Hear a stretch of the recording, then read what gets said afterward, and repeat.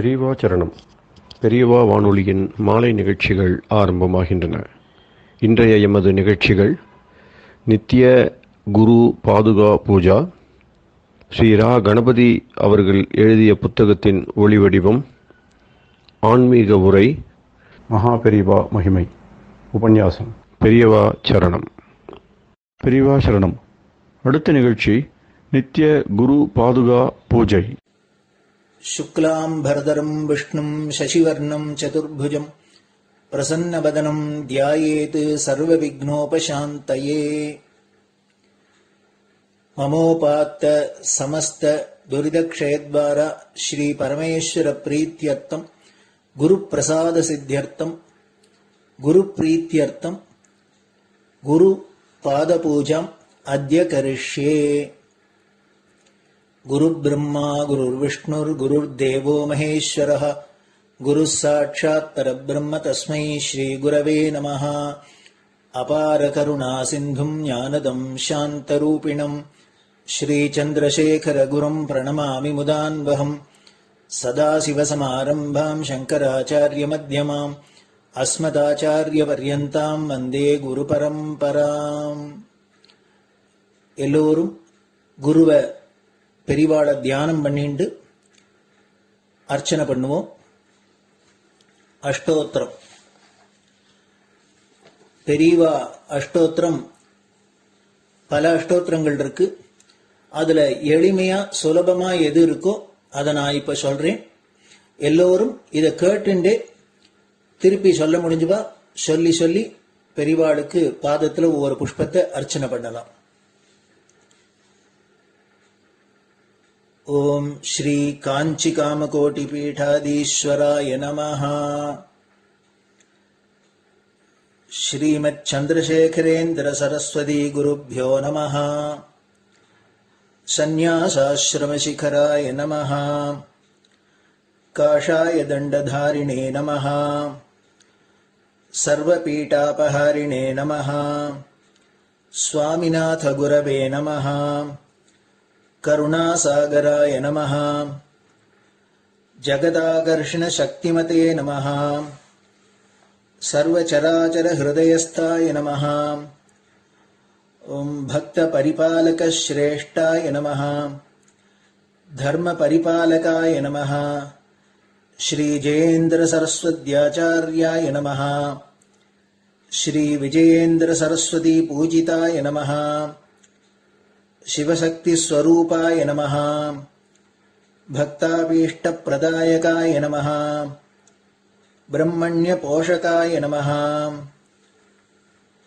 ब्रह्म विष्णु शिवैक्य स्वरूपाय नमः. कांची क्षेत्रवासाय नमः. कैलाश शिखरवासाय नमः. स्वधर्म परिपोषकाय नमः. चातुर्वर्ण संरक्षकाय नमः. लोकरक्षण संकल्पाय नमः.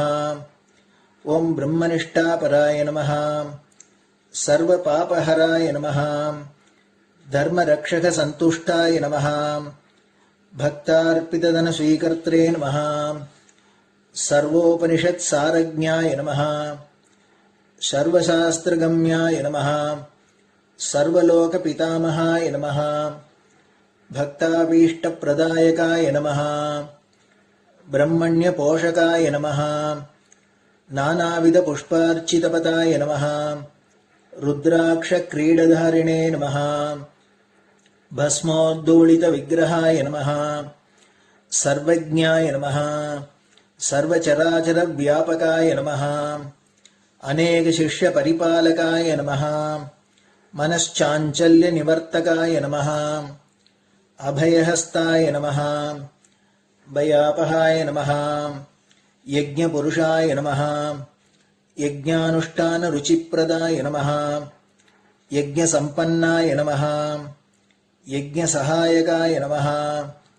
यज्ञफलदाय नमः. यज्ञप्रियाय नमः. उपमानरहिताय नमः. स्फटिक तुलसी रुद्राक्ष हारधारिणे नमः. चातुर्वर्ण समदृष्टये नमः. ऋग्यजुस्साम अथर्वणादि चतुर्वेद संरक्षकाय नमः.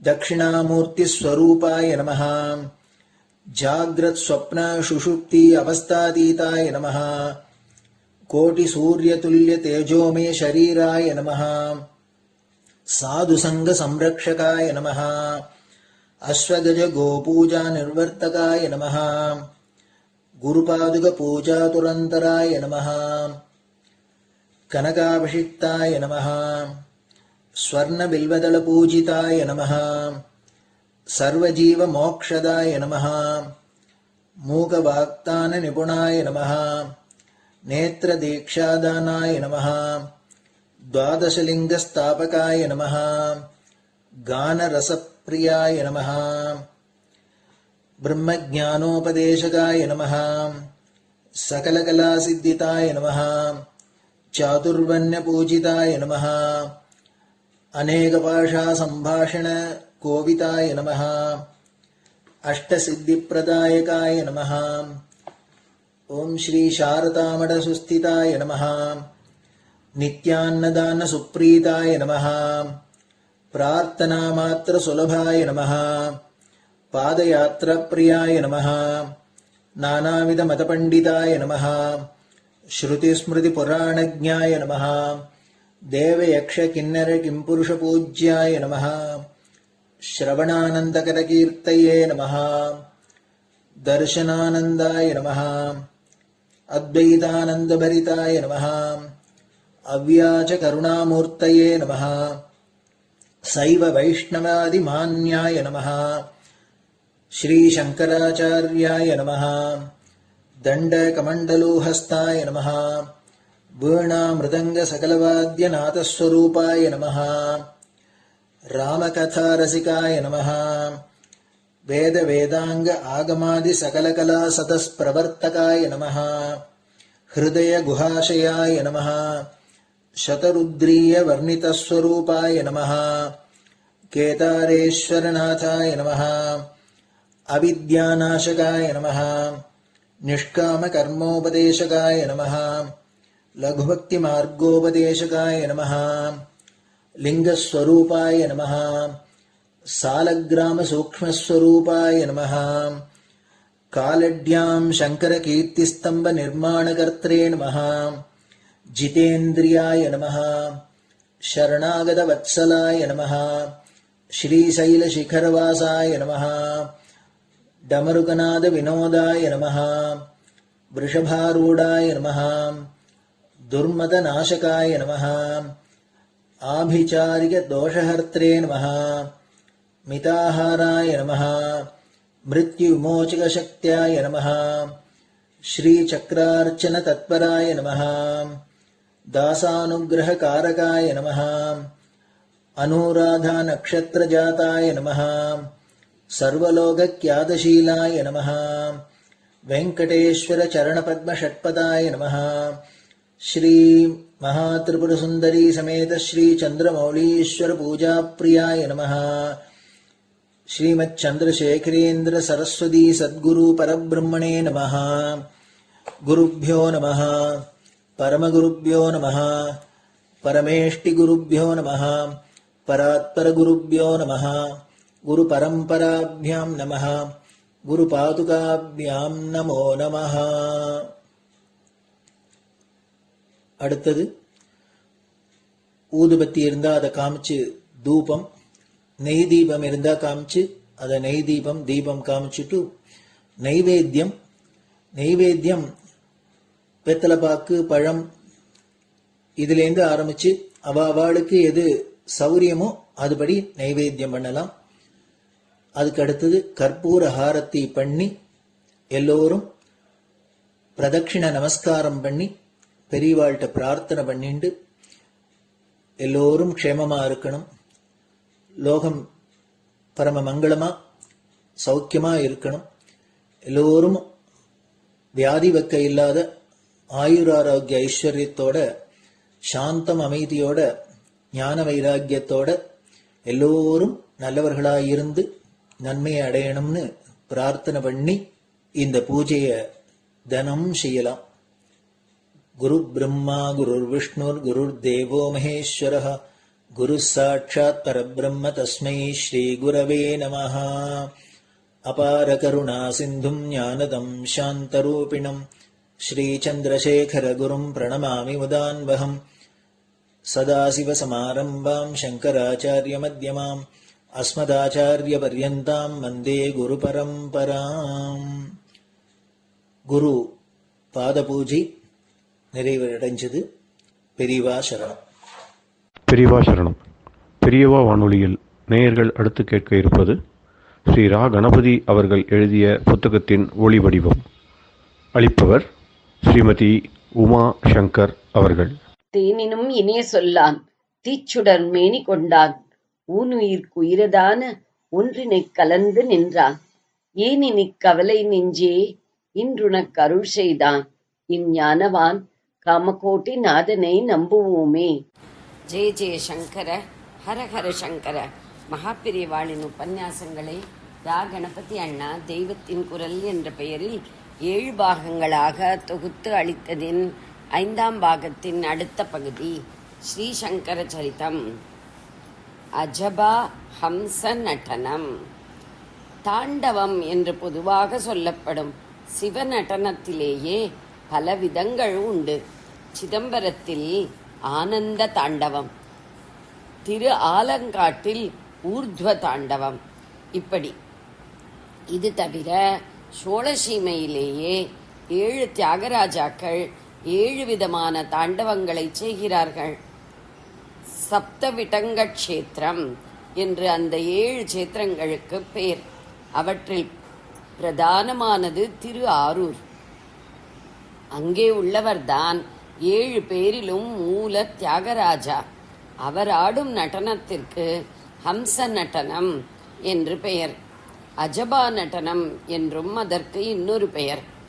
ஜபமாக இல்லாதது அஜபா. மற்ற எல்லா மந்திரங்களையும் நாம் புத்திபூர்வமாக அக்ஷரங்களை கொண்டு ஜபிக்கிறோம்.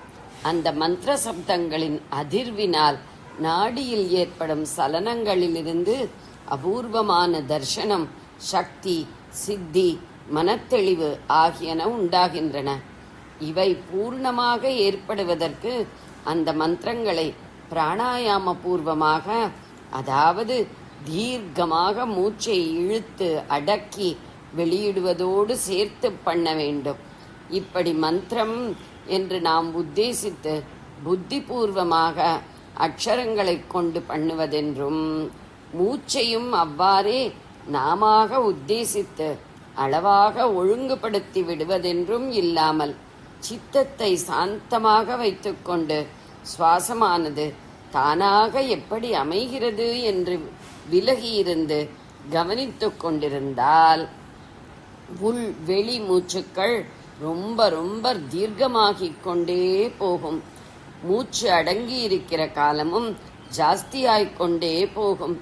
ஆரம்பத்தில் ஏதோ நமக்கு தெரிந்த மட்டும் சித்தத்தை கொஞ்சம் சாந்தப்படுத்தி கொண்டு பண்ணினாலும் போக போக தானாக நிஜமான பரமசாந்தம் உண்டாகும். பிராணாயாமம் என்று அடக்கி கிடக்கி செய்யும்போது இருக்கிற ஸ்ட்ரெயின் கொஞ்சம் கூட இல்லாமல் அனாயாசமாக இப்படி ஏற்பட்டு பரமசாந்தமாக மூச்சும் எண்ணமும் புறப்படுகிற ஆத்மஸ்தானத்தில் கொண்டு போய் சேர்க்கும். இதிலே ஒரு மந்திர ஜபமும் இல்லை அல்லவா? அதனால் அஜபா என்று பெயர். உபசாரமாக இதையும் ஒரு ஜபம் என்று சொல்வதுண்டு. அதுதான் ஹம்ச மந்திர ஜபம் என்பது. மூச்சு உச்வாச நிஸ்வாசமாக உள்ளுக்கு இழுப்பதும் வெளியில் விடுவதும் உள்ள போது இஸ் என்ற ஒலிகளைப் போலவே சப்தசலனம் அமையும். அதனால்தான் ஹம்ச மந்திரம் என்பது. அதோடு அகம் சகா என்பதற்கு நான் அவன், அதாவது ஜீவாத்மாவான நானே ஈஸ்வரன், அதாவது பரமாத்மா என்று அர்த்தம். நானே அவன் என்று மாத்திரம் நிறுத்திவிட்டால் ஜீவாத்மாதான் ஈஸ்வரன் என்று குறுக்கிவிட்டதாக விபரீத அர்த்தமும் செய்து கொள்ளலாம் அல்லவா? அதனால் பரமாத்மாவான அவனே நான் என்றும் சேர்த்து சொன்னால்தான் முழுசாக சொன்னதாகும்.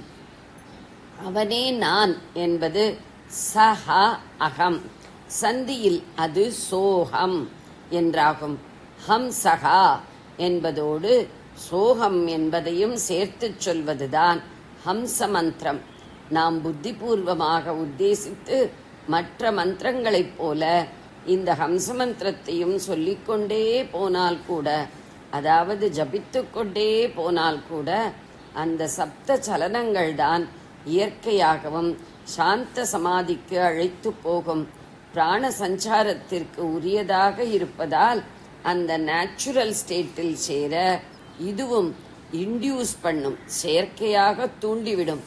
ஜீவாத்மா பரமாத்மாவுடன் அபேதமாயிருக்கும் சாந்த நிலைக்கு இந்த சாதனை அழைத்து போகும்போது ஒரு கட்டத்தில் ஜபம் நின்று அஜபாவாகும். சுவாசம் தன்னால் ஹம்சமந்திரம் என்று ஔபச்சாரிகமாக சொல்வதுடன் நடக்க ஆரம்பிக்கும். சோகம் என்பதிலுள்ள சாவும் ஹாவும் தேய்ந்து தேய்ந்து ஒடுங்கி போய் ஓம் என்ற பிரணவம் மட்டும் நிற்கும். அது அப்படியே போய் துரியம் என்பதான உத்தம ஸ்திதியில் ஆத்மாவில் ஐக்கியப்படுத்திவிடும். யோக நித்ரை என்று மகாவிஷ்ணு குண்டலினி பாம்பை வெளியில் ஆதிசேஷ பர்யங்கமாக காட்டிக்கொண்டு தூங்குவது போல தியானிக்கும் போது இந்த அஜபா சாதனை தான் பண்ணி பரமாத்மாவான பரமேஸ்வர ஸ்வரூபத்தில் ஐக்கியப்பட்டிருக்கிறார். அப்போது அவரது பிராண சஞ்சாரத்துக்கேற்றபடி பரமேஸ்வரன் ஆடுவதுதான் தியாகராஜாவின் அஜபா நடனம் அல்லது ஹம்ச நடனம். இதை ஒரு பிம்பமாக விஷ்ணுவின் ஹிருதயத்தின் மேலே ஈஸ்வரன் நாட்டியம் பண்ணுவது போல காட்டினால் ஜனங்களில் பெரும்பாலோராக உள்ள விஷயம் தெரியாதவர்கள் தப்பாக நினைக்கும்படியாகும். முயலகனின் மீது நடராஜா ஆடுவது, பரமசிவனின் மார்மேலேயே காளி ஆடுவது ஆகியவை எப்படி சத்ரு சம்ஹாரமாக தெரிகின்றனவோ அப்படியே இதையும் நினைத்துவிடக்கூடும். பேதமே இல்லை என்று ஒன்றாக போய்விடுகிற பரம மித்திரர்களான சிவவிஷ்ணுக்களை பரமசத்ருக்களாக நினைப்பதாகிவிடும். இதனால்தான் திருவாரூர் பிம்பத்தில் எல்லாவற்றையும் நன்றாக மூடி தியாகராஜாவின் முகத்தை மாத்திரம் காட்டுவது. ஆதிசேஷன் அவதாரம். ஒரு நாள் சாயங்காலம் விஷ்ணு இப்படி தியானம் பண்ணி சிவதாண்டவத்தை பார்த்து ரசித்துக் கொண்டிருந்தார். ஹிருதய கமலத்தில் பிரசன்னமாயிருக்கும் நடனமூர்த்தியின் ஸ்வரூபத்தை பார்த்ததில் அவருக்கு சந்தோஷம் தாங்க முடியாமல் பூரிப்பு ஏற்பட்டது. அந்த கனத்தை ஆதிசேஷனால் தாங்க முடியவில்லை. அவர் விஷ்ணுவிடம், என்ன இப்படி ஒரே பாரமாகிவிட்டீர்களே, என்னால் தாங்க முடியவில்லையே, என்ன காரணம் என்று கேட்டார். அதற்கு விஷ்ணு, என் ஹிருதயத்தில் பரமேஸ்வரன் நர்த்தனம் பண்ணினார், அதுதான் பாரத்திற்கு காரணம் என்று பதில் சொன்னார். சந்தோஷத்தினாலேயே பாரம் என்கிற போது அது அத்வைத்தம். ஈஸ்வரன் இவர் ஹிருதயத்தில் தோன்றியதால் பாரம் என்றால், இவர் பிளஸ் அவர் என்று 2 பேர் சேர்ந்ததால் பாரம் என்பதாக துவைத்தமாக அர்த்தம் கொடுக்கிறது.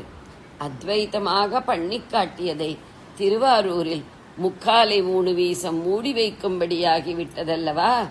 அதனால் பொதுஜனங்களுக்கு அவர்களுக்கு புரிவதான துவைத்தமாக காட்டித்தான் அப்படியே அத்வைத்தத்திற்கு அழைத்து கொண்டு போக வேண்டும். ஆதிசேஷனின் மூலம் இதை பண்ண வேண்டும் என்று பகவான் நினைத்தார். அதனால்தான் இப்படி சொன்னார். இப்படி சொன்னால் ஆதிசேஷன் என்ன கேட்பார் என்று அவருக்கு தெரியும். அவர் நினைத்தது போலவே ஆதிசேஷன் அப்படிப்பட்ட ஈஸ்வர தாண்டவத்தை நான் பார்க்க வேண்டுமே என்றார். அதற்குத்தான் பகவான் காத்து கொண்டிருந்தார். மூடி மறைத்து கொள்ளாமல் நன்றாக தாண்டவமாடுவதாக வெளியில் தெரிகிற நடராஜமூர்த்தியிடம் பதஞ்சலியை அனுப்பி அவருடைய பக்தி விசேஷத்தினால் சிதம்பர கஷேத்திரத்திற்கு மேலும் கீர்த்தி ஏற்படச் செய்து எல்லா ஜனங்களும் வந்து கண்ணார தரிசனம் பண்ணி தரிசனத்தினாலே முக்தி பெறச் செய்ய வேண்டும் என்பதுதான் அவருடைய ஆசை. திருவாரூரில் பிறந்தால் முக்தி, ஜனநாத் கமலாலயே. பிறப்பது நம்மிஷ்டம் இல்லை. சிதம்பரத்தில் தர்ஷன மாத்திரத்தால் முக்தி. தர்ஷனாத் அப்ரசதசி. எங்கே பிறந்தவரானாலும் அங்கே போய் தரிசனம் பண்ணி மோட்சத்திற்கு போய்விடலாம். துவைத்தமான தர்சனத்தினாலேயே அத்வைத்தமான மோட்சம். பதஞ்சலியின் மூலம் சிதம்பர மகிமையை பிரகாசிக்கச் செய்து சர்வ ஜனங்களுக்கும் மோக்ஷோபாயம் காட்ட பகவத் சங்கல்பம் ஏற்பட்டது. மகாவிஷ்ணு பதஞ்சலியிடம் சிவ தாண்டவம் தானே பார்க்கணும். பாரத வருஷத்தில் தக்ஷிண தேசத்தில் தில்லைவனத்தில் சிதம்பர க்ஷேத்திரம் இருக்கிறது. அங்கே சிவன் நடராஜவாக ஆனந்தமாக ஆடிக்கொண்டிருக்கிறார்.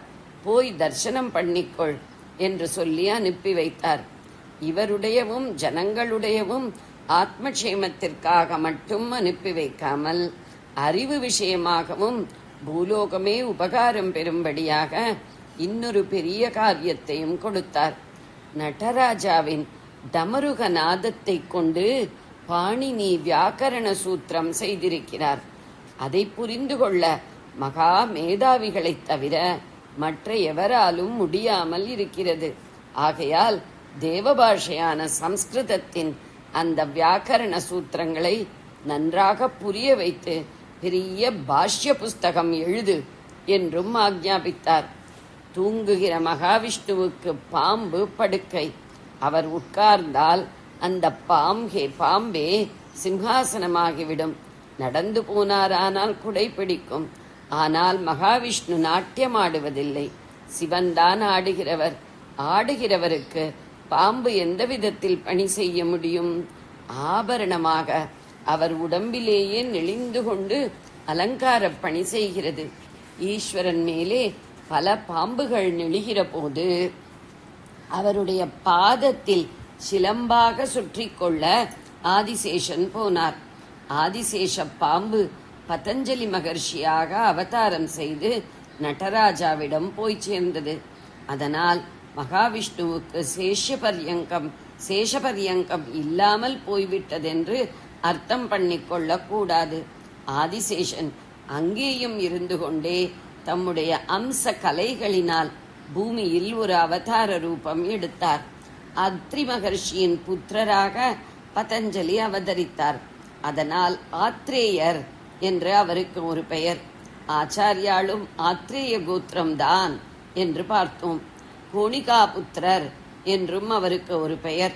சிவபுராணங்களை அனுசரித்து பதஞ்சலி சரித்தத்தில் அவர் கோணிகா என்ற தபஸ்வினிக்கு புத்திரராக பிறந்த கதையை சொல்லி அதிலிருந்தே பதஞ்சலி என்ற பெயர் ஏற்பட்டதற்கு காரணம் சொல்லி இருக்கிறது.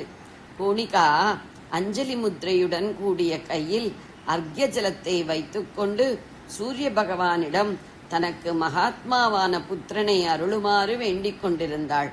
அப்போது ஆகாசத்திலிருந்து ஆதிசேஷன் அந்த அஞ்சலி ஹஸ்தத்தில் விழுந்து அவதாரம் எடுத்தார். பத் என்றால் விழுவது. அஞ்சலி ஹஸ்தத்தில் விழுந்ததால் அவருக்கு பத் அஞ்சலி என்று மாதா பெயர் வைத்தாள். இப்படி பதஞ்சலி விஜயத்தில் பெயருக்கு காரணம் சொல்லி இருக்கிறது. ஷரகர் என்றும் அவருக்கு ஒரு பெயர். அவர் ஆசைப்பட்டு ஜன்மா எடுத்தது நடராஜ தாண்டவம் பார்ப்பதற்காக. அந்த ஆசை பரிபூர்ணமாக நிறைவேறிற்று. சிதம்பரத்தில் வாசம் செய்து கொண்டு நடராஜாவை சதா கால தரிசனம் பண்ணி அவருடைய முக்கியமான 2 பக்தர்களில் ஒருத்தராகிவிட்டார்.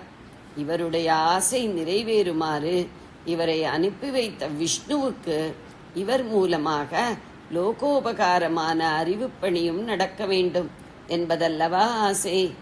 அந்த ஆசையும் நன்றாக நிறைவேறியது. பதஞ்சலி தேவபாஷைக்கு வியாக்கரண மகாபாஷ்யம் எழுதினார். அவருக்கு அது மிகவும் பிரசித்தியை கொடுத்தது. ஜெய ஜெய சங்கர, ஹர ஹர சங்கர. பெரியவா சரணம். இந்நிகழ்ச்சியின் அடுத்த பகுதி நாளை மாலை இதே நேரத்தில் ஒளிபரப்பாகும். பெரியவா சரணம். பெரியவா சரணம். பெரியவா வானொலியில் நேயர்கள் அடுத்து கேட்க இருப்பது திரு கவிக்கண்ணன் அவர்களின் ஆன்மீக உரை. பெரியவா சரணம். ராம் ராம். ஸ்ரீ குருப்யோ நமः. ஜெய ஜெய சங்கர, ஹர ஹர சங்கர.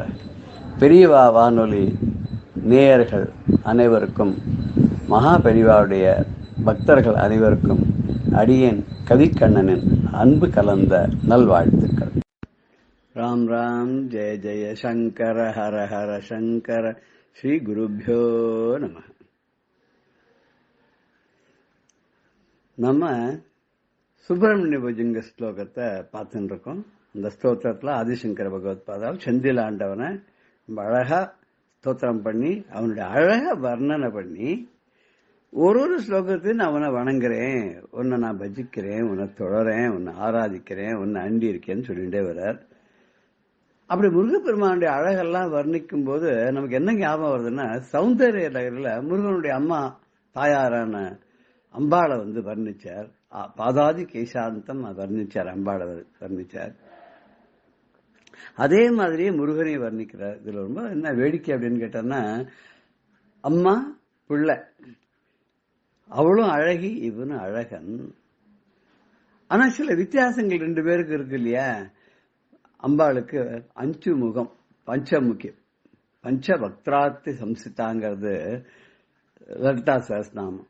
முருகனுக்கு 6 முகம். ஏன்னா அப்பாவோட முகமும் ஒண்ணு சேர்த்து 5 முகம் பிளஸ் 6.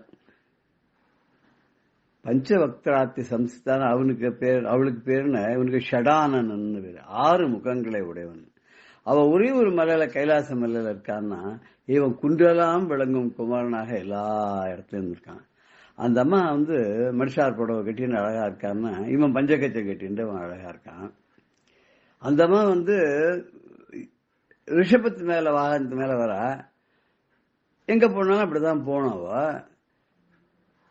ஆனா இவன் என்ன பண்றான்னா, மயில் வச்சிருக்கான், எங்க போனாலும் பறந்தே போயிட்டு வந்துடும், அழகா போயிடுவான். அந்த அம்பாளுடைய உடம்பெல்லாம் ஒரே பாம்பா இருக்கு. ஏன்னா பரமேஸ்வரனுடைய உடம்புல பாதியோன்னு அவ. அதனால ஒரு பாட்டு கூட அபிராமி சொல்வார், பறித்தே குடிபுகுதும் பஞ்சபான பைரவியேன்னு சொல்வார். குறித்தேன் மனதில் என் கோலமெல்லாம் நின் குறிப்பறிந்து மறித்தேன், நேர்வழி வண்டுகின்றி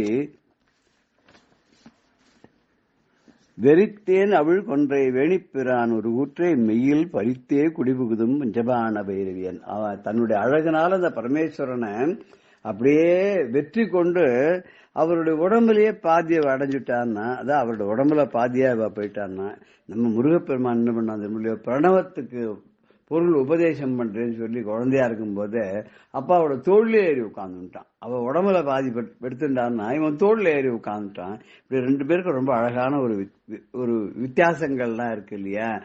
அந்த பாம்பு இருக்க உடம்பெல்லாம் சுத்தினாலும் இங்க முருகனுடைய பாதத்துக்கிட்ட அப்படி அடிபடிஞ்சு படம் எடுத்து நின்று இருக்கு. ஏன்னா அவன் பக்கத்துல மயில் இருக்கு, பயப்படுறான் பாம்பு, மயிலை பார்த்து பயப்படுது. ஆனா முருகன் கிட்ட இருந்தா என்ன, கருடா சௌக்கியமானு கூட சொல்ற இல்லையா, பரமசிவன் கழுத்திலிருந்து பாம்பு கேட்டது இருக்கும் இடத்தில் இருந்து விட்டால் எல்லாம் நல்லதுன்னு சொன்னா இல்லையா கருடன். எங்க இருந்தா சேஃபா இருந்தா உனக்கு என்ன பயம், பரமேஸ்வரனுடைய கழுத்துல இருந்து பேசுற கருடா சௌக்கியமாங்கிறன்னு சொல்லுவா இல்லையா. அது மாதிரி இப்ப இந்த 10வது ஸ்லோகத்துல எல்லாருமே வர்ணனை பண்ணும்போது ரொம்ப அழகா ஒரு அங்கமா சொல்லிட்டு வருவா. இவர் முருகப்பெருமானுடைய இடைய பத்தி பேசுறார். அதாவது இடைங்கிறது என்ன அப்படின்னா, மார்புக்கு கீழே இருக்கிறார். சாதாரண அந்த அம்பாளை அபிராமி சொல்லுவார், மெல்லிய நுண்ணிடை மின் அணையாளை விரிசடையோன் புல்லிய மென்மலை பொன் அணையாளை அப்படின்றார். மெல்லிய நுண் இடை மின் அணையாளை, அவர் மெல்லிய இடை இருக்கான், இருக்கா இல்லையான்னு தெரியாது, அப்படி ஒடிஞ்சு விழற மாதிரி அவளுடைய இடுப்பு இருக்கான், அவ்வளவு மெல்லிசா இருக்கான் இடு. அது எப்படி இருக்குன்னா மின் அணையாளை, மின்னன மின்னல், மின்னல் எப்படி மெல்லிசா இருக்கோ அது மாதிரி இருக்கா அப்படின்னு இவர் எப்படி சொல்றாரு தெரியுமா முருகப்பெருமான. அவருடைய இது பார்க்கலாம், நம்ம முதல்ல ஸ்லோகத்தை பார்த்துட்டு அப்புறம் இவர் எப்படி முருகப்பெருமானுடைய இடைய வர்ணனை பண்றான்னு பார்க்கலாம். ஸ்வர்ணாப திவ்யாம்பரைஹி பாசமானாம் கொணத் கிங்கிணி மேகலா சோபமானாம் லசத் ஹேமபட்டேன வித்யோதமானாம் கட்டிம் பாவையே ஸ்கந்த தே தீப்யமானாம். தீப்யமானம் தானாகவே பிரகாசமாக ஒளியோடு கூட இருக்கக்கூடிய தே, ஏ ஸ்கந்தா தே, கந்தமூர்த்தியே தே உன்னுடைய கட்டிம் பாவையே உன்னுடைய இடுப்பு பிரதேசத்தை நான் பார்த்து ரசித்து அதை தியானிக்கிறேன். அவ்வளவு வெளிய இடையுடைய ஒன்ன நான் மனசுல பதிய வச்சு தியானம் பண்றேன். அந்த இடை எப்படி இருக்கு தெரியுமா? லசத் ஹேமபட்டேன வித்யோத்தமானம். ஹேமபட்டேன தங்கத்தினால ஒரு பெல்ட் போட்டு இருக்கான், பட்டை இடுப்புல, வேட்டிக்கு மேல தங்கத்துல ஒரு பட்டையா கட்டிட்டு இருக்கான். அது ரொம்ப ஓன்னு பிரகாசிக்கிறதான், படபட தங்கத்துக்கு பிரகாசிக்கிறது கேட்கணுமா? சோ தன்னுடைய இடுப்புல போட்டு இருக்க அந்த வேஷ்டி இருக்கு இல்லையா, அந்த பஞ்சகச்சமான கட்டியிருக்கா இல்லையா, அதுக்கு மேல லசத்து, இது பிரகாசிக்கிறது. ஹேமபட்டேன வித்யோதமானம் லசத்து. அது உள்ள ரொம்ப அழகான மேன்மையான தங்கத்தினாலான அந்த பட்டைய இடுப்புல கட்டிட்டு இருக்காரோ இல்லையா, அது ரொம்ப அழகா இருக்கு. அப்படிப்பட்ட இடுப்பு பிரதேசம். அதுக்கு மாத்திரம் இல்ல, அதுல ஒரு சின்னதா ஒடியானம் மாதிரி ஒரு கயிறு மாதிரி ஒண்ணு கட்டிட்டு இருக்கான். அதுல சின்ன சின்ன மணிகள் எல்லாம் கட்டியிருக்கு. அந்த மணிகள்லாம் சில சில சிலதெல்லாம் காத்துல அசைகிற போது, அவன் நடக்கும் போது அசையும் போதெல்லாம் அது சத்தம் போடுது. சில பேர் போட்டுப்பா பெல்ட்னா கூட அதுக்கு கீழே அப்படி மணிமணியா தொங்குற மாதிரி எல்லாம் இருக்கும் இல்லையா. இப்ப பெண்கள்லாம் போண்டா ஒட்டியானம் சொல்றோம் இல்லையா, இது அப்படி இருக்கு. அது என்னன்னா கொணத்துன்னு கிங்கிணி அப்படிங்கிற மாதிரி கொணத் கிங்கிணி மேகலா சோபமானம். அப்படி ஒரு இடுப்புல ஒரு சோபிக்கக்கூடிய ஒரு சூத்திரம் அப்படின்னு சொல்லுவாங்க. கட்டி சூத்திரம்னு இடுப்புல கட்டிக்கிற ஒரு சின்னதான ஒரு அழகான இது. அது மாத்திரம் இல்ல, ஸ்வர்ணாப திவ்யாம்பரை பாசமானம். தங்கமயமான தங்க வர்ணத்தோடு கூடிய வஸ்திரங்கள்லாம் உடம்புல போட்டு இருக்கான். இடுப்புல பஞ்சகச்சம், மேல அங்க வஸ்திரம், எல்லாமே தங்கம் மாதிரி படபட ஜொலிக்கிறதான். இப்படி பாசமானம் தங்கமயமான வர்ணத்தோடு கூடிய வஸ்திரங்களால மடக்கப்பட்டு பிரகாசம் வரக்கூடிய இடுப்பு, சல சல சல சல சலன்னு சத்தம் போட்டு இருக்கக்கூடிய ஒரு கடி சூத்திரத்தை கட்டின்னு இருக்கிற இடுப்பு. அப்புறம் வஸ்திரத்துக்கு மேல ஒரு பட்டையா தங்கத்துல போட்டு இருக்காரு, அது பளபளன்னு மின்னுறது. அப்ப எந்தவித அலங்காரமும் இல்லாமலே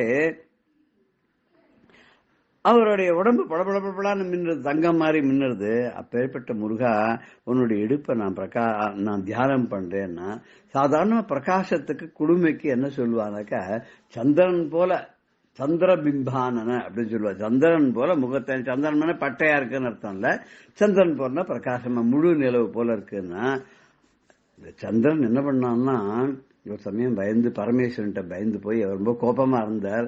பயந்து போய் சின்ன சந்திர கலையா போய் அம்பாளுடைய தலை மேல கிரீடத்துல போய் உட்காந்துட்டான். 2வது நாள் இது மாதிரி. 1வது நாள் முதல் நமக்கு தெரியல இல்லையா, முதல் நாள் பெறச்சந்திரன் மாதிரி. முருகன் கிட்ட என்ன பண்ணானா, அடாடாடா நம்மளதான் இத்தனை நாள எல்லாரும் அழகன்னு சொன்னா, நம்மளை விட அழகா இருக்கானேவன், நம்ம என்ன பண்ணலான்னு பார்த்தானா, அவருடைய 6 முகத்திலையும் போய் தேஜஸா உட்காந்துட்டானாம்.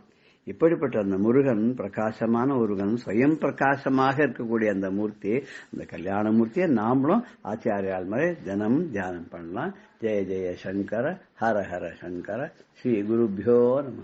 ராம் ராம். பெரியவா சரணம்.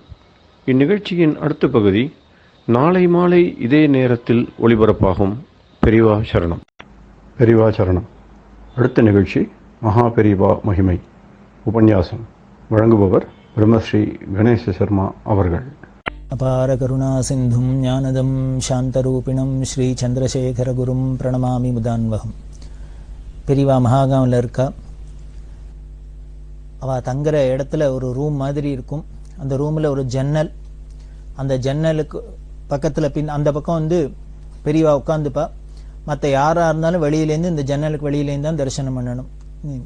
யார் பிரசிடென்ட் எல்லாம் கூட எல்லாம் வந்தா, அத்தனை விஐபிலாம் அங்கே இருக்கிறதே, மகாகாமில் இருக்கிறதே ராஜீவ் காந்தி வந்தார், சோனியா காந்தி வந்தா, கர்நாடகத்தில் சீஃப் மினிஸ்டர் குண்டுராவ் வந்தார், நரசிம்மராவ் வந்தார், இன்னும் உடுப்பி பெஜாவர் மட் சுவாமிகள் வந்தார், இன்னும் பல விஐபிஸ்லாம் வந்தா, இன்னும் பல பக்தாள்லாம் வந்தா.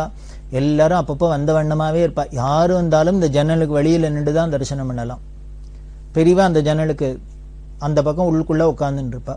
அந்த உள்ளு கதவை பெரியவா சாத்தி தாப்பா போட்டுடுவா. பெரியவாளுக்கு வேணுங்கிற காரியத்துல அங்க பெருக்கிறது, சுத்தம் பண்றது கூட தானே பண்ணிப்பா. மற்றவாள்லாம் வெளியில தான் இருக்கணும். பெரியவா கூப்பிட்டாக்க கதவை திறந்து யாரையானு உள்ள கூப்பிட்டா வா போகலாம். இப்படி ஒரு சிஸ்டம் வச்சிருந்தா, அப்படி இருக்கிறதுனால நமக்கு அவசரத்துக்கு தான் யாராலும் உள்ள பூந்து போறாப்புல இருக்கணும்னு தானே இந்த ஜன்னலை வச்சிருக்கா, கொஞ்சம் பெருசா வச்சிருந்த. அப்படி இருக்கிறதே என்ன பண்ணிட்டா, பெரியவா உள்ளுக்குள்ள இருக்கிறதே பெரியவாள்கிட்ட கைங்கிரம் என்ற வேதபுரி சாஷில் அப்படின்னு அவர் இந்த ஜன்னல்ல பூந்து ஒரு தரம் உள்ளுக்குள்ள போய் பார்த்தார். பார்த்துட்டு அவர் என்ன பண்ணி, ஜன்னல் பிரமாதமா இருக்கு, நன்னா இருக்கு, இப்படி ஆளு உள்ளுக்குள்ள பூந்து வந்து போயிட்டு வராப்புல இருக்கு அப்படிங்கிறதுனால இவர் பூந்து உள்ள போனார். உள்ள போயிட்டு திரும்பி வெளியில வரதே, இவர் சத்தம்படாதான் பண்ணிட்டு திரும்பி வரதே பெரியவா பார்த்துட்டா, கவனிச்சுட்டா. இந்த ஜன்னல் வழியால ஒருத்தர் உள்ளுக்குள்ள போயிட்டு வராப்புல இருக்கு அப்படிங்கிறத கண்டுபிடிச்சிட்டா. உடனே என்ன பண்ணா, ஒண்ணும் இல்லை, ஏகாம்பரத்தை கூப்பிடுன்னா. உடனே ஏகாம்பரம் வந்தார். வந்தோடனே நீ இந்த ஜன்னல் வழியால உள்ள பூந்து வா அப்படின்னா. உடனே அவர் சொன்னார், இல்ல இல்ல பூந்து வர முடியாது அப்படின்னார். ஏன்னா இவர் தானே பண்ணியிருக்கார், வச்சிருக்கார். இவருக்கு ரொம்ப பெரியவாளோட அந்த மூமெண்ட் முழுக்கலே அவளுக்கு தெரிஞ்ச, கூட கைங்கரியம் பண்ணி பண்ணி வருஷக்கணக்கா பெரியவாளோடய இருந்து பழகி பழகி பெரியவாளோட இந்த குணம்லாம் நன்னாவே தெரியும். கிருஷ்ணர் என்னென்ன பண்ணுவார் அப்படிங்கிறது கோபிகளுக்கு தானே தெரியும், யசோதைக்கு தானே தெரியும், கோகுலத்தில் உள்ளவாளுக்கு தானே தெரியும். அதை போலதான் பெரியவாள்கிட்ட நடவடிக்கை என்ன, அவ மனசுக்குள்ள என்ன வச்சுருக்கா, எப்படி ரியாக்ட் பண்ணுவா அப்படிங்கிறதுலாம் அவளுக்கு நல்லா தெரியும். அதனால நாம இப்போ பூந்து உள்ளுக்குள்ள போயிட்டு பார்த்தோம்னா ஜன்னலை சின்னது பண்ணுவா, அதனால இதுல நுழைய முடியாது, போக முடியாதுன்னு. உடனே அப்படியா நீ போக முடியாதுங்கிற அப்படின்ட்டு உடனே கையை தட்டி வேதபுரி அப்படின்னு வேதபுரியை கூப்பிட்டு உடனே எங்க நீ இதுக்குள்ளால பூந்து உள்ளவா அப்படின்னு. இது சொன்ன உடனே அவர் என்ன பண்ணிட்டார், வேதபுரி பெரியவா உத்தரவு அப்படின்னு நினைச்சுன்னு உடனே சரன்னு உள்ள பூந்தர், வெளியில வந்துட்டார். பெரியவா சிரிக்கிறா. சிரிச்சுன்னு இன்னும் நீ வர முடியாது. வேடிக்கை என்னன்னா, இந்த ஏகாம்பரத்தோட வேதபுரி இன்னும் கொஞ்சம் ரெட்டனடியா தான் இருப்பார். அப்படின்னா குண்டா இருக்கிற அவனே உள்ள பூந்து ஈஸியா வெளியில வராம், நீ ஒல்லியா இருக்கிற ஒன்றுமோ வர முடியாதுன்னு சொல்றியே அப்படின்னு. இது இப்படி பண்ணி காமிச்சோடனே, டெமான்ஸ்ட்ரேட் பண்ணி காமிச்சோடனே ஏகாம்பரத்துக்கு புரிஞ்சுடுத்து, பெரியவா கண்டுபிடிச்சுட்டா நம்ம பெரிய ஜன்னல் வச்சது அப்படின்னு. உடனே பெரியவா சிரிச்சுன்னே சொல்றா, ஒண்ணு பண்ணு, இந்த ஜன்னலை சின்னதாக்கு, ஒண்ணும் இல்லை, நீ வெளியிலேருந்து கொடுத்தா என்னோட மர கடம் உள்ளுக்குள்ள நுழையலாம், என் தட்டு மரத்தட்டு என்னோட சாமான உள்ள நுழையலாம், அதை தவிர வேற ஒன்றும் உள்ள நுழைய முடியப்படுது, அப்படி ஜன்னல்லாம் சின்னது பண்ணுன்ட்டு. உடனே கார்பெண்டர்லாம் கூப்பிட்டு வந்து அத்தை பண்ணி இதை பண்ணி இதை பண்ணியாச்சு. இது எதுக்கு அப்படின்னா, நாம ஏதோ அப்படி இப்படின்னு ஒரு சாமர்த்தியம் சமத்து பண்ணி பெரியவாளுக்கு தெரியாது, ஏதோ நம்மளும் நல்ல எண்ணத்துல தான் பண்ற. கூட இருக்கிறவெல்லாம் சொன்னது எதுக்காக, பெரியவாளுக்கு ஏதானும் ஒன்றும் அந்த உள்ளுக்குள்ள ஏதான ஒரு ஆபத்து அப்படின்னா நம்ம உடனே உள்ளுக்குள்ள போய், பெரியவா கதவை செதவை சாத்தின்னு இருக்கிறதே, உள்ளுக்குள்ள ஏதானும் ஆச்சுன்னா நம்ம இந்த ஜன்னல் வழியானு உள்ளுக்குள்ள போய் பூந்து போய் ஏதானும் பெரியவாளுக்கு சகாயம் பண்ணலாமேங்கிறதுக்காக தான் நல்ல எண்ணத்துல தான் சொல்லித்து. ஆனா பெரியவா அதெல்லாம் ஒத்துக்க மாட்டா. பண்ணுன்னா சின்னதா வையினா சின்னதா வைக்கணும், பெருசா வையினா பெருசா வைக்கணும். அவளுக்கு தெரியாதா? நம்மளோட பக்தி பாவத்துல இது அஜ்ஞானம்னு சொல்லலாம், ஆனா அது கூட பக்தி பாவம் தான். எந்த அண்டச்சராச்சரத்தையும் காப்பாத்தின்னு இருக்கானோ, நமக்கு வர ஆபத்தெல்லாம் காப்பாத்துற பரமாத்மாவோ, அவளுக்கு ஒரு அவசரம் தேவை ஆபத்துனா நம்ம போய் உள்ளுக்குள்ள போய் காப்பாற்றணும் அப்படிங்கிறப்பல நினைக்கிறது பக்தாளோட சுபாவம் தானே. கண்ணப்ப நாயனார் இல்லையா, என்ன பகவானுக்கு என்ன சஹஸ்ர சீருஷா புருஷா சஹஸ்ராட்ச சஹஸ்ரபாத் அப்படின்னு ஆயிரக்கணக்கான கண்ணு உடையவன், ஆயிரக்கணக்கான சிரசு உடையவன். அப்பேற்பட்ட ஈஸ்வரனுக்கு கண்ணுலேருந்து ரத்தம் வருது அப்படின்னுட்டு கண்ணு போயிடுத்து அப்படின்னு நினைச்சு தன்னோட கண்ணையே அர்ப்பணம் பண்ணலையா. இது பக்தி பாவத்துல நடக்கிறது தானே. அதை போலதான் இவாளும் ஜன்னலை பெருசா வையின்னா, ஆனா பெரியவா என்ன பண்ணிட்டான்னு கடைசியில இப்படி அப்படின்னு பண்ணி காமிச்சு அந்த ஜன்னலை சின்னது பண்ண சொல்லிட்டா. கூட இருக்கிறவாள்லாம் அப்புறம் வேதபுரி சாஸ்திரியில சொன்னா, நீ போய் உன்னை யாரு பூந்து பார்க்க சொன்னா, இது பார்த்ததுனால தானே பெரியவா கண்டுபிடிச்சிட்டா அப்படின்னு. அப்படி சொல்லலாம். ஆனா இவர் பூந்ததுனால பெரியவா கண்டுபிடிக்கல, பெரியவா கண்டுபிடிச்சிட்டேன்னு தெரியணுங்கிறதுக்காகவே அந்தர்யாமியா இருக்கிற சர்வாந்தர்யாமியா இருக்கிற பெரியவா அந்த வேதபுரி சாஸ்திரி மனசுலயும் போய் பூந்து பாக்குறாப்பல ஒரு லீலையே பண்ணினா அப்படின்னு. அதான் அங்க மீறி அதுக்கு தெரியாத ஒன்னும் பண்ண முடியாது, நாம அதை ஒன்னும் ஏமாத்த முடியாது. அதுதான் நம்மளை ஏமாத்தின்னு இருக்கு. ஏதோ சாதாரண மனுஷ ரூபத்துல வந்தாப்புலயும் மனுஷன் மாதிரியும் கண்ணு தெரியாத மாதிரியும் காது கேட்காத மாதிரி இப்படி எல்லாம் லீலை பண்ணி நம்மளோட விளையாடினாலே வழிய நாம அவளை ஒண்ணுமே பண்ண முடியாது, ஏமாத்த முடியாது. என்ன பண்ணினாலும் கடைசியில கண்டுபிடிச்சிருவான்னு வச்சுக்கலாம். அப்படி இருக்கிறதே அங்க வியாச பூஜை நடந்தது, ரொம்ப கோலாகலமா நடந்தது. அந்த உள்ளுக்குள்ளேயே தான் வியாச பூஜை எல்லாம். பல பேர் வந்தா அப்படின்லாம் சொன்னோம். பக்கத்துல 120 கிலோமீட்டர்ல பிதார் அப்படின்னு ஒரு இடம். அந்த பிதார்ல ஒரு விசேஷம் என்னன்னா, நித்யாக்னிஹோத்ரி அக்னிஹோத்ரிகள் ஒரு 40 பேருக்கு மேல இருந்தா. நல்ல அனுஷ்டானத்தோட இருக்கிற அக்னிஹோத்ரி, கர்நாடகத்தை சேர்ந்தவா. பிதார்ல 40 பேர். இந்த அக்னிஹோத்ரிலாம் அப்பப்போ வந்து தரிசனத்துக்கு வருவா, வந்துட்டு போயிட்டுப்பா. இப்ப பெரியவா இருந்த இந்த மகாகாவில பின்னால ஒரு பெரிய அரச மரம், அந்த அரச மரம் என்ன ஆயிடுச்சுன்னா பட்டு போயிடுது. திடீர்னு அடியில ஏதோ விளக்கு வச்சோ ஏதோ நெருப்பு பட்டுதோ என்னவோ தெரியல, ஏதோ காரணங்களால அது போயிடுத்து. அதை வெட்டி எடுக்க முடியுமா ஆயிடுத்து. வெட்டி எடுத்தா பெரிய மரம் விருட்சம். அத்தனை அரச கட்டியும் என்ன பண்ணலாம் அப்படின்னா, அவாவா ஒருத்தர் ஒன்று நினைச்சுருக்கா, இதை அடுப்புக்கு யூஸ் பண்ணிக்கலாம், அத்தை பண்ணலாம் இத்தை பண்ணலாம் அப்படின்ட்டு. பெரியவா என்ன பண்ணா அத்தனை அரச கட்டியும் கொண்டு சொல்லி இந்த பிதார்ல உள்ள அக்னிஹோத்திரிகள் அத்தனை பேருக்கும் அனுப்பிச்சுன்னா, உபாசன அக்னிஹோத்திரம் பண்ணிட்டு இருக்கிறதுனால இந்த அரச மரத்து கட்டியை மட்டும் வேற எதுக்கும் யூஸ் பண்ணக்கூடாது, அக்னிஹோத்திரம் முதலான யாக யஜ்யங்களுக்கு தான் யூஸ் பண்ணலாம். அதனால அத்தனையும் கொண்டு போய் அங்க போய் அனுப்பு அப்படின்னா, அதுதான் தர்ம பிரபு அப்படிங்கிறது. இந்த தர்மத்தை ரட்சிக்கிறதுக்கு, சாஸ்திரத்தை ரட்சிக்கிறதுக்கு தானே பெரியவா அவதாரம் பண்ணி வந்திருக்கா. அதனால இத்தனை அரச கட்டியும் அங்க அனுப்ப சொல்லிட்டா. அப்படியே அங்க இருந்துருக்கா. இருந்துருக்கிறதே ஒரு உத்தரவு பண்ணியிருந்தா, பெரியவாள்கிட்ட யாரெல்லாம் பிரம்மச்சாரிகளா கைங்கரியம் பண்ணிட்டு இருக்காளோ அவள்லாம் அவ சாப்பாட்டுக்கு என்ன பண்ணும்னர், அந்த ஊர்ல போய் மகாகாமில் ஊர்ல போய் பிச்சை எடுத்துன்னு வரணும். பிச்சை எடுத்து, அதாவது பிரம்மச்சாரி பிச்சை எடுத்து தான் சாப்பிடணும் அப்படின்னு சொல்லியிருக்கு. சன்னியாசி பிரம்மச்சாரிகள்லாம் அவ தனக்குன்னு எதுவும் பண்ணிக்கூடாது, பிச்சை எடுத்து தான் சாப்பிடணும். அதனால இந்த பிரம்மச்சாரிகளா இருக்கிற சிஷ்யாலாம் போய் பிட்சை எடுத்துன்னு வர சொல்லுவா. யாரா இருந்தாலும் போய் பிட்சை எடுத்துன்னு வரணும். இந்த கல்யாணம் ஆன சிஷ்யாளா இருந்தா, கிரகஸ்தாளா இருந்தா அவ மட்டும் என்ன பண்ணும், சுயம்பாகம் ஏதோ ஒரு இடத்துல ஏதோ ஒரு சாத்தை வடிச்சு ஏதோ பண்ணிக்கணும். அப்படிலாம் ஏற்பாடு பண்ணியிருந்தா. அப்படி பண்ணி இருக்கிறதே இதுக்கு பல பேர் கைங்கரியம் பண்ணியிருக்கா. அதுல பார்த்தீங்கன்னா ஜோஷி அப்படிங்கிற ஒரு பக்தர், ரகுராமன் ஜோஷி அப்படிங்கிற பக்தர், ராமநாதன் செட்டியார் அப்படிங்கிற பக்தர், கணபதி என்கோ விஸ்வநாதையர் அப்படிங்கிற பக்தர், இன்னும் பல பேர்லாம் பண்ணியிருக்கா, கைங்கரியம் பண்ணியிருக்கா. ரங்கன் கவுட் அப்படிங்கிறவர், இந்த பாலா சாஹேப் அப்படின்னு சொன்னா அவரே என்ன பண்ணுவார், தன்னோட தோட்டத்துல விளையிற சாமான்லாம் கரிகாலெல்லாம் கொண்டு கொடுப்பாரு. அவர் தோரம்பருப்பெல்லாம் போட்டு இந்த பருப்பெல்லாம் கொண்டு கொடுப்பாரு.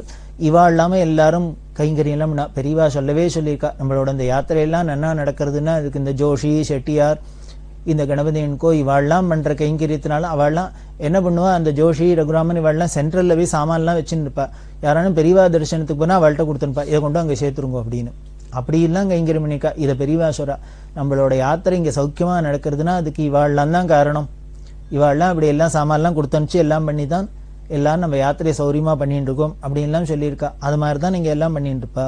அப்ப என்ன பண்ண, இந்த பாலா சாஹிப் அவர் தோட்டத்துல விளைஞ்ச முட்டை கோஸை கொடுத்திருந்தார். கரியாரியா என்ன விளையிறதோ கொடுக்குற, அதை இந்த வேதபுரி சாஸ்திரிகள் பிரம்மச்சாரி ராமகிருஷ்ணன் இவெல்லாம் சமைக்கிறதே சமைச்சுட்டா பண்ணிட்டா. அவர் கொடுத்தார் கரியான்னு, இதை கொடுத்தாரு சமையல் பண்ணியாச்சு.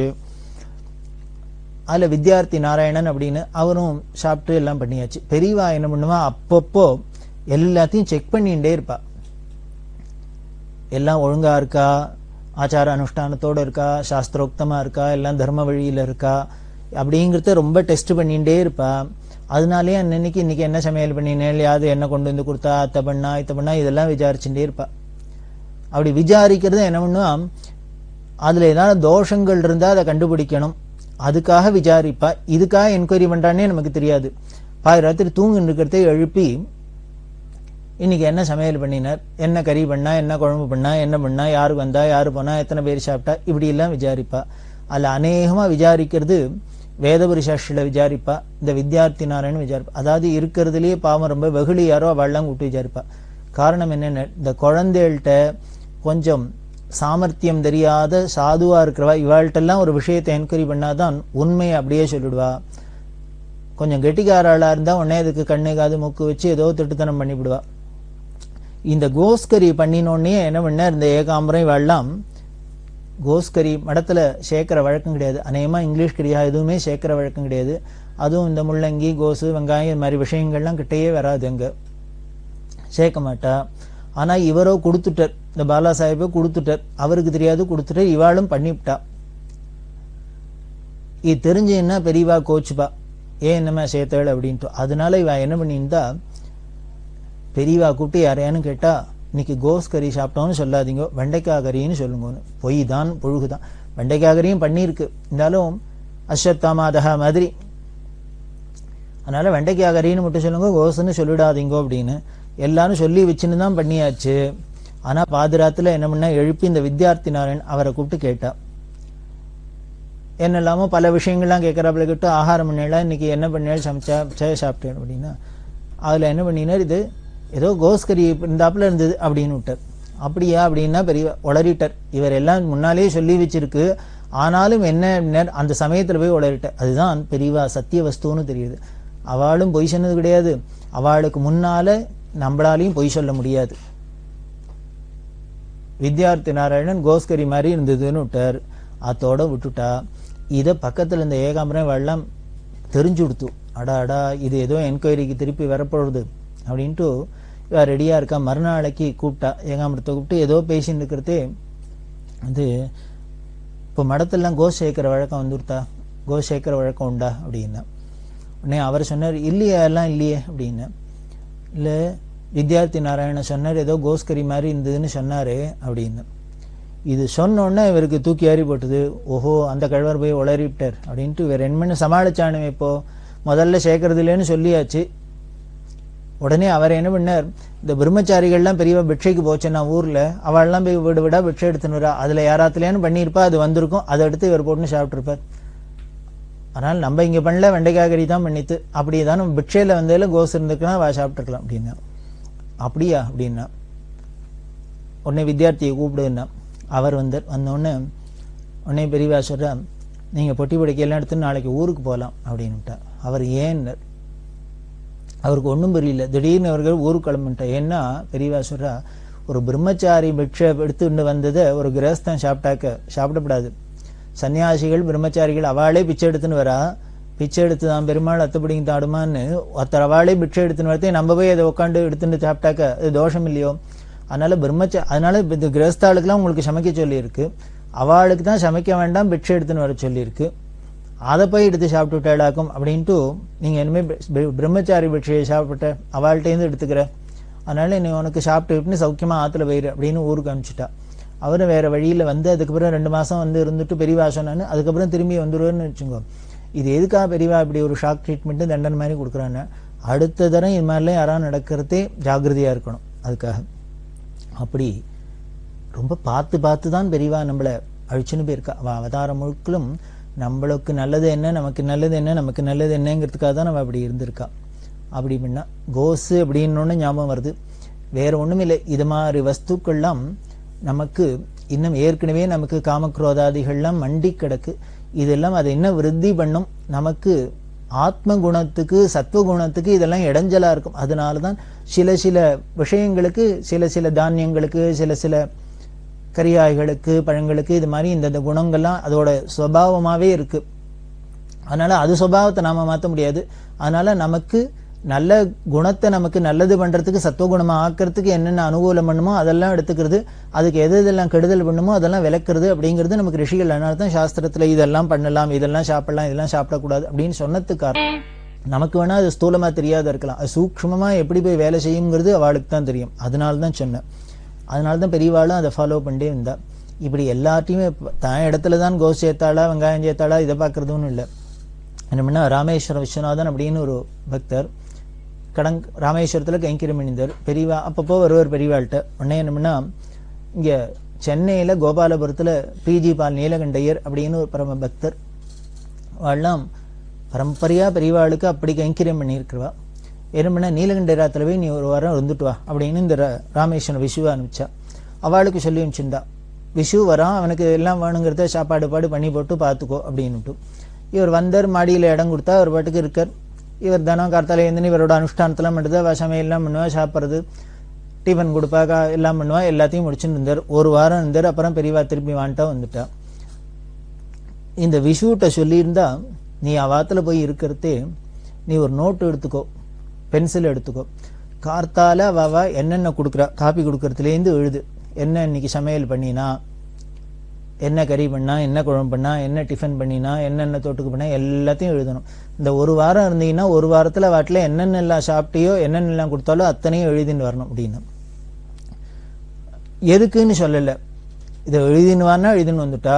ஆனா பெரியவா என்ன பண்ணா, நீ இது மாதிரி எழுதுறேன்னு அவளுக்கு தெரியப்படாது, நீ பாட்டுக்கு உட்காந்து ரகசியமா எழுதின்னு வரணும் அப்படின்னு. இவர் எழுதுறாங்கிறது அவளுக்கு வீட்டுக்காராளுக்கு தெரியாது. பெரியவா இவர் விஷு வந்தோடனே இந்த நோட்டை வாங்கி பார்த்துட்டு வாங்கி வச்சுன்னுட்டா. இவர் போயிட்டார். உடனே அப்புறம் 2 நாள்ல இந்த நீலகண்டையர் அவர் சம்சாரம் எல்லாரும் வந்தா நமஸ்காரம் பண்றது அந்த அம்மாட்ட கேட்குறா பெரியவா, நீ என்ன பாலக்காடோ அப்படின்னா உனக்கு சொந்த ஊர் அப்படின்னு.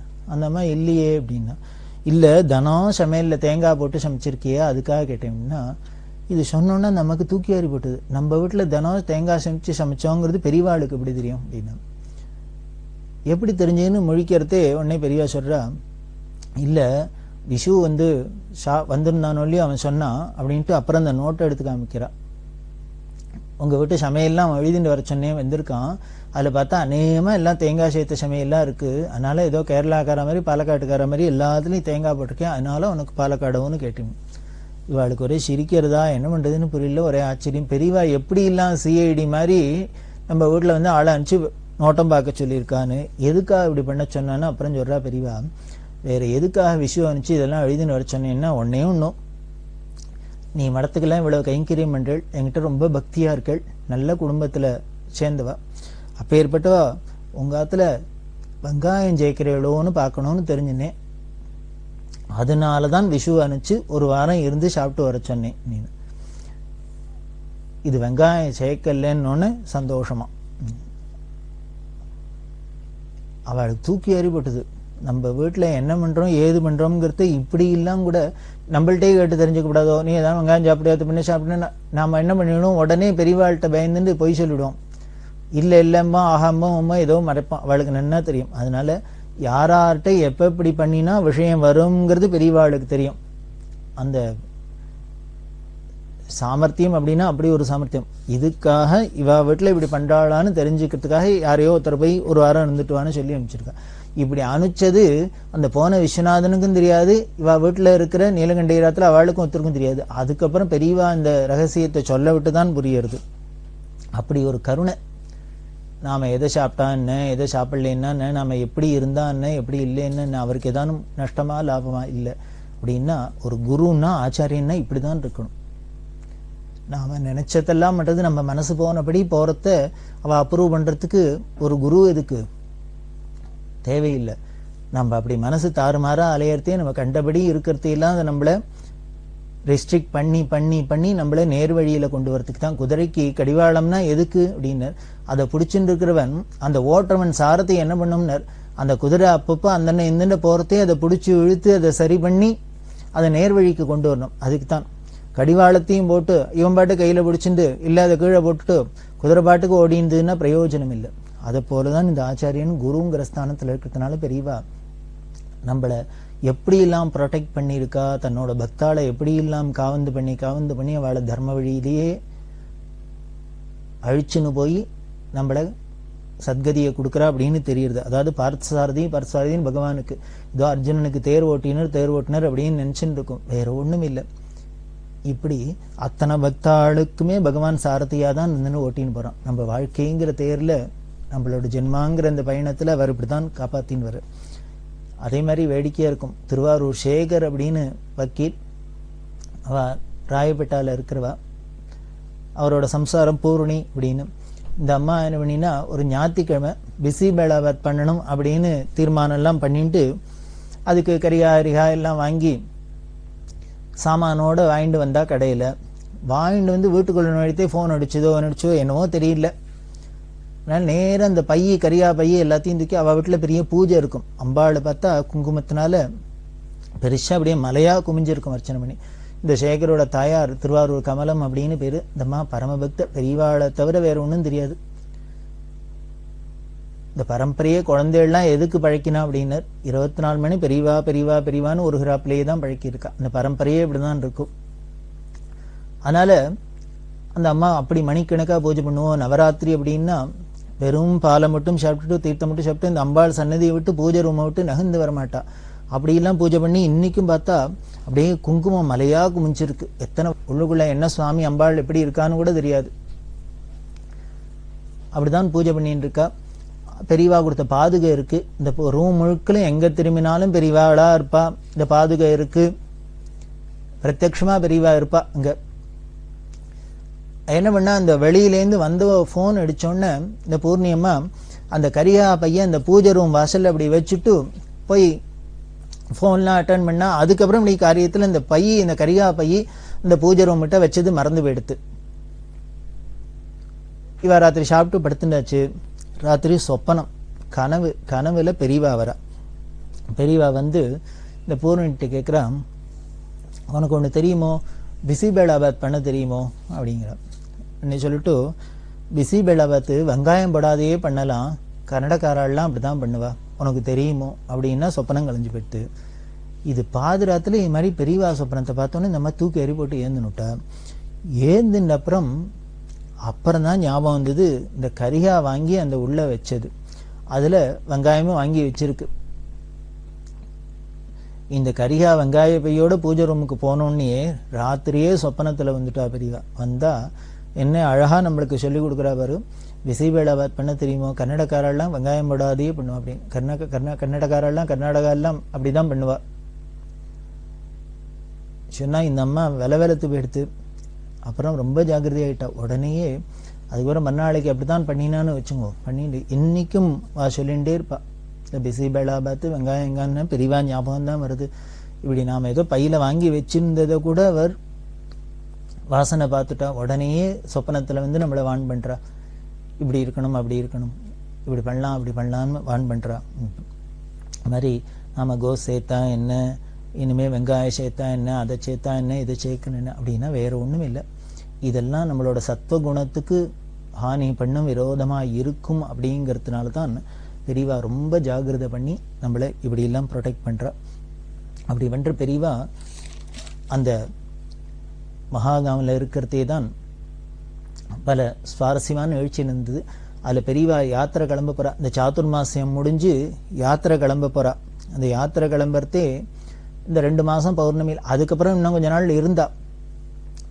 கிளம்பினா அந்த ஊர் ஜனங்கள்லாம் போகப்படாதுன்னா, அங்க ஒரு டாக்டர் இருக்கார், அவர் குறுக்கப்படுத்துன்னு அழுது பெரியவாளை போகப்படாது அப்படின்னு, ஊரை விட்டு போகக்கூடாது அப்படின்னு. அப்புறம் பெரியவா சொல்லி இன்னைக்கு யாத்திரை பண்ணணும், விஸ்வரூப யாத்திரை, சாதுர்மாசியம் பூர்த்தி ஆகுது, போயிட்டு திரும்பி வரேன் அப்படின்னு சொல்லிட்டு அதுக்கப்புறம் பெரியவா இந்த மகாகாம் கிராஸ் ரோடு வரைக்கும் வந்து அப்புறம் திரும்பி மகாகாமுக்கு போனா. அந்த தள்ளாத வயசுலயும் இந்த சொன்ன சொல்லு இந்த ஜனங்கள்லாம் ரொம்ப அவ்வளவு பிரியத்தை காமிச்சதுனால வந்துட்டு திரும்பி போனா. அங்க போய் நவராத்திரி முதலானதெல்லாம் பண்ண போறா. அப்படி இருக்கிற பெரியவா இந்த நவராத்திரி எல்லாம் எப்படி நடந்தது, அதுல என்னன்னா தொடர்ந்து என்ன நிகழ்ச்சி நடந்தது நாம தொடர்ந்து. பெரியவா சரணம். இந்நிகழ்ச்சியின் அடுத்த பகுதி நாளை மாலை இதே நேரத்தில் ஒளிபரப்பாகும். பெரியவா சரணம். பெரியவா சரணம். அடுத்த நிகழ்ச்சி திருவாசக இன்னிசை. வழங்குபவர் ஸ்ரீ சத்குருநாத தேசிகர் அவர்கள். பெரியவா சரணம். திருச்சிற்றம்பலம். திருப்படை எழுச்சி. ஞானவாள் ஏந்தும் ஐயர் நாதப்பறை அறைமின். ஞானவாள் ஏந்தும் ஐயர் நாதப்பறை அறைமின். ஞானவாள் ஏந்தும் ஐயர் நாதப்பறை அறைமின். மானமான் ஏறுமையர் மானமாயேறுமையர் மதிவெண் குடை கவிமில். ஞானவாள் ஏந்துமையர் நாதப்பறை அறைமில். மானமாயேறுமையர் மதிவெண் குடை கவிமில். ஆன நீற்று கவசம்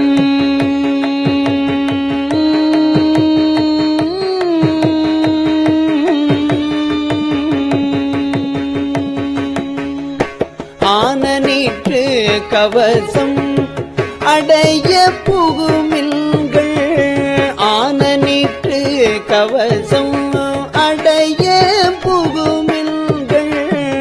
ஆன நீற்று கவசம் அடைய புகுமில்கள். வானவூர் கொள்வோம் நாம். வானவூர் கொள்வோம் நாம். மாயப்படைவாராமே.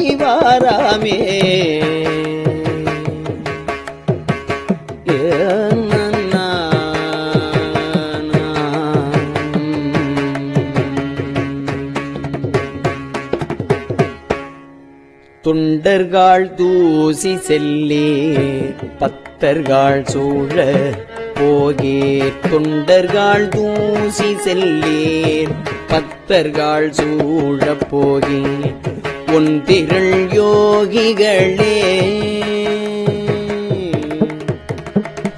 ஒன்றிரள் யோகிகளே பேரணி உந்தீர்கள் தொண்டர்கள் தூசி செல்லேர் பக்தர்கள் சூழ போகேர் ஒன்றிரள் யோகிகளே பேரணி உந்தீர்கள் தொண்டர்கள் தூசி செல்லேர் பக்தர்கள் சூழப் போகேர் ஒன்றிரள் யோகிகளே பேரணி உந்தீர்கள் திந்திரள் சித்தர்களே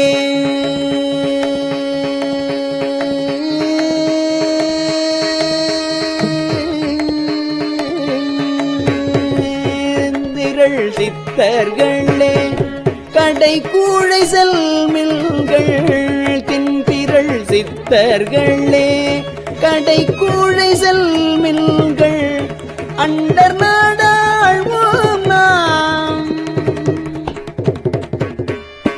அண்டர் நாடாழ்வோம் நாம் அல்லல் படைவாராமே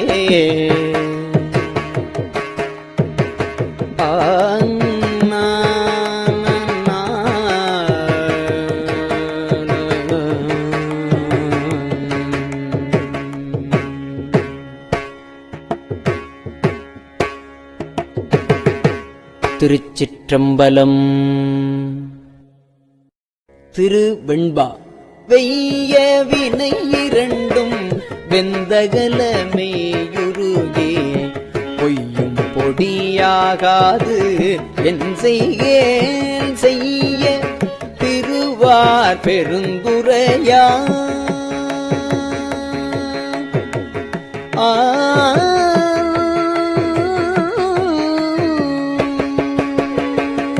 திருவார் பெருந்துரையான் தேனுந்து சிந்தி மறுவாதிருந்தேன் மனத்து மறுவாதிருந்தேன் மனத்து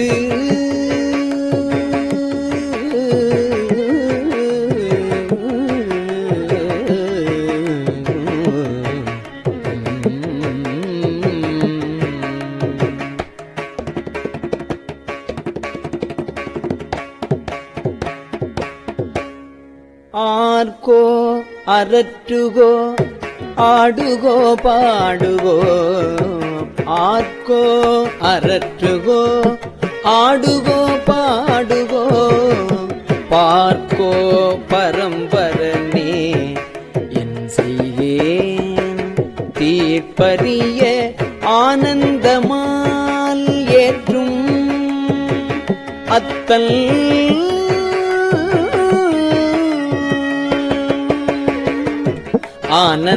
ஆனந்தமாலேற்றும் அத்தல் பெருந்துரையான் தான் என்பார் ஆரொருவர் தாழ்ந்து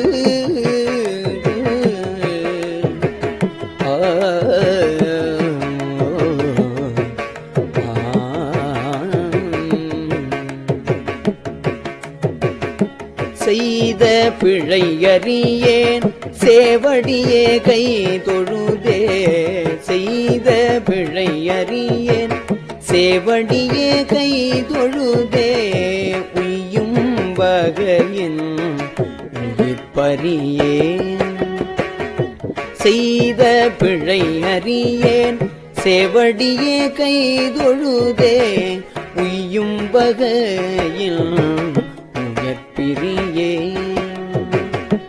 உய்யும் வகையில் உயிர்ப்பறியேன் வையத்து இருந்துரையுள் வேல் மடுத்து எல் சிந்தனைக்கே கோத்தான் பெருந்துரையில் மேயபிரா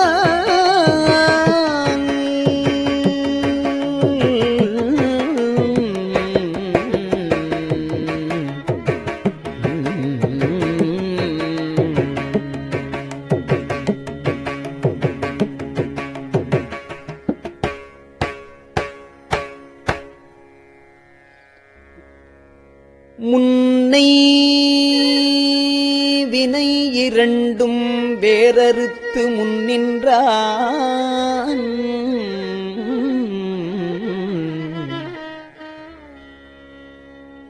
பின்னை பிறப்பறுக்கும் பேராளன்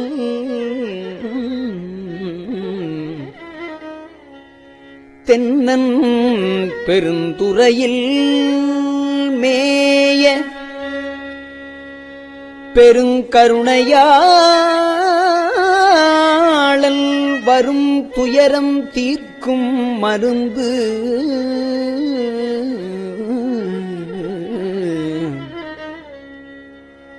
அறையோ அறிவார்க்கு அனைத்துலகும் ஈன்ற மறையோனும் மாலும் மால் கொள்ளும் இறையோன் மால் கொள்ளும் இறையோன்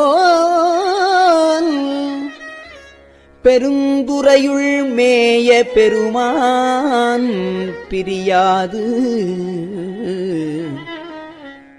இருந்து உறையும் பெருந்துறையுள் மேய பெருமான் பிரியாது இருந்து உறையும் என் நெஞ்சத்தின் நின்று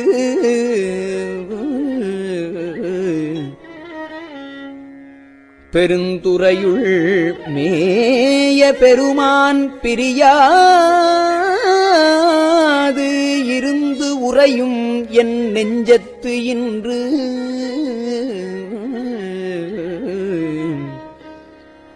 பித்தென்னை ஏற்றும் பிறப்பறுக்கும் பேச்சு அரிதாம் மத்தமே யாக்கும் வந்து என் மனத்தை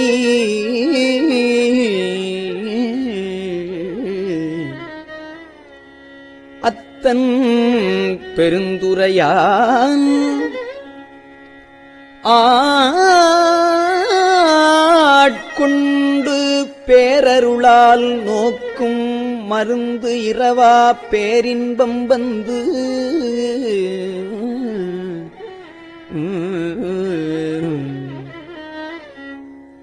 வாரா வழியருளி வந்தனக்கு மாறின்றே ஆறாமுதாய் அமைந்தன்றே சீரார் திருத்தன் பெருந்துரையான் என் சிந்தை மேய ஒருத்தன் பெருக்கும் ஒளி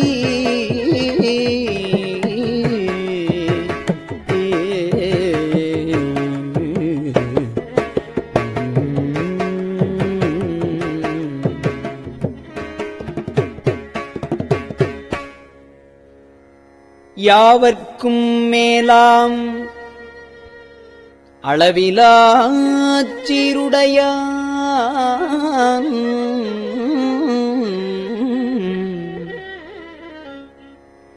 யாவர்க்கும் கீழாம் அடியேனை யாவரும் பெற்று அறியா இன்பத்துள் வைத்தாய்க்கு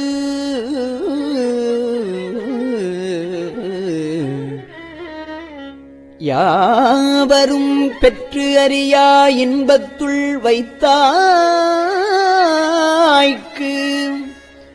என் எம்பெருமான் மற்றறியேன் செய்யும் வகை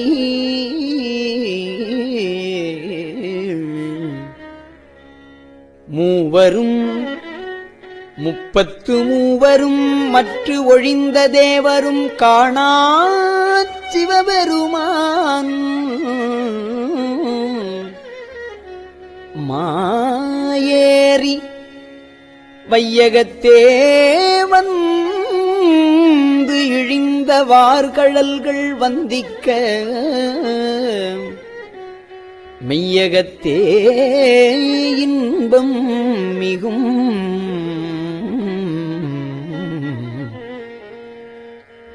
இருந்து என்னை ஆண்டான் இணையடியே சிந்தித்து இருந்து இறந்து கொள் நெஞ்சே எல்லாம் தரும் காண் பெருந்துறையின் மேய பெருங்கருணையாளன் மருந்து உருவாய் என் மனத்தே வந்து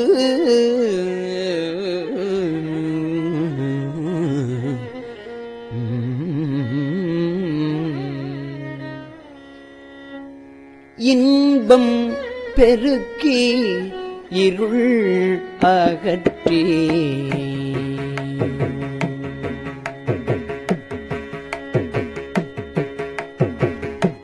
இன்பம் பெருக்கி இருள் அகற்றி எஞ்ஞான்றும்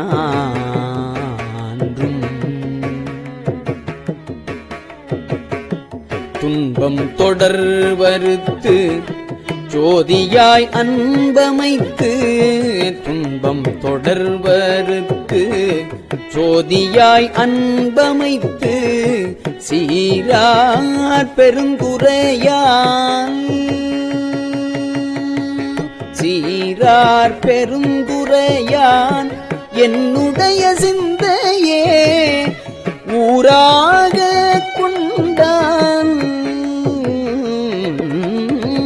சீரார் பெருந்துறையான் என்னுடைய சிந்தையே ஊராக கொண்டான்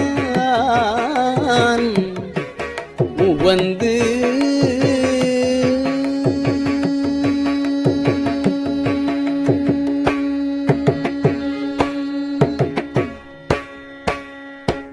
திருச்சிற்றம்பலம்.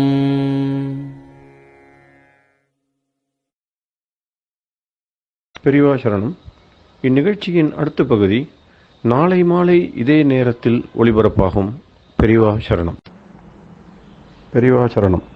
பெரியவா வானொலியின் இன்றைய நிகழ்ச்சிகளின் நிறைவாக திருப்பொன்னூசல் வழங்குபவர் சத்குருநாத தேசிகர் அவர்கள். பெரியவா சரணம். திருச்சிற்றம்பலம். திருப்பொன்னூசல். முன்னீரும் ஆதியும் இல்லான் முனிவர் குழாம்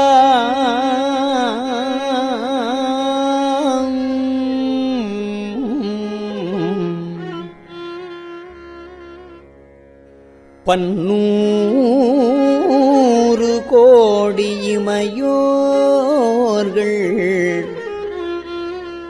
தாம் நிற்ப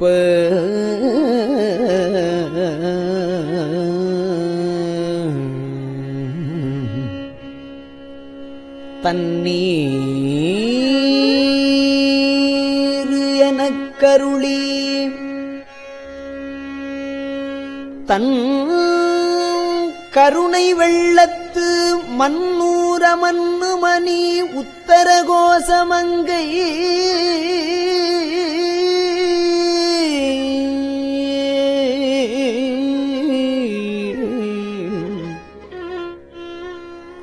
மன்னூர மன்னுமணி உத்தர கோசமங்கை மின்னேறு மாடவியன் மாளிகை பாடி மாளிகை பாடி பொன்னேறு பூமுலையீர் பொன்னூசலாடாமோ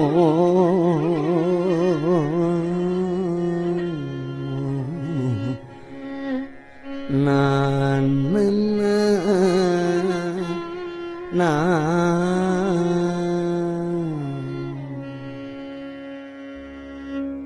திருச்சிற்றம்பலம்.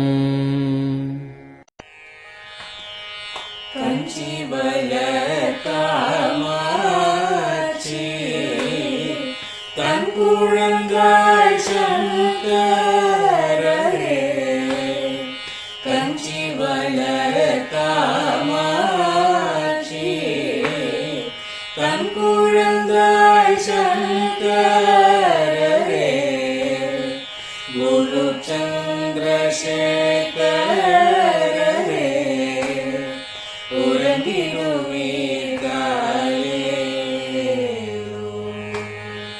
உறங்கிடுவீர்களே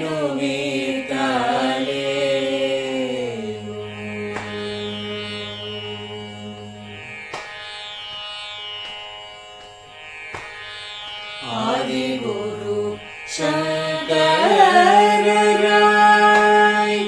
அன்றொரு நாள் வந்தவரே 68 பீட்டபதி காலே ஏழுலகம் பூப்பவரே காப்பவரே கடப்பவரே எல்லோர்க்கும் அருள்பவரே உலகிடுவீர்களே அயனுடனே மாலவனோ தேடிய பொற்பதத்தவரே அருமறைகள் சாற்றும் முயல் மலர்பதமே காலே முக்தி நிலை எய்திடவே சக்தி தரும் சத்குருவே முக்தி நிலை எய்திடவே சக்தி தரும் சத்குருவே நித்தமெங்கள் நாவீசையில் நித்திரை கொள்தாயே நித்தமெங்கள் நாவீசையில் நித்திரை கொள்தாயே நித்தமெங்கள் நாவீசையில் நித்திரை கொள்தாயே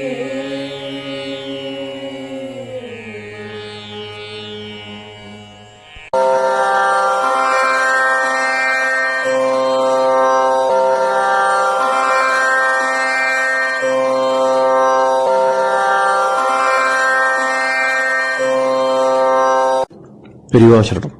பெரியவா வானொலியின் மாலை நிகழ்ச்சிகள் இத்துடன் நிறைவடைகின்றன. எமது அடுத்த ஒளிபரப்பு நாளை காலை இந்திய நேரப்படி 6 மணிக்கு துவங்கும். பெரியவா சரணம்.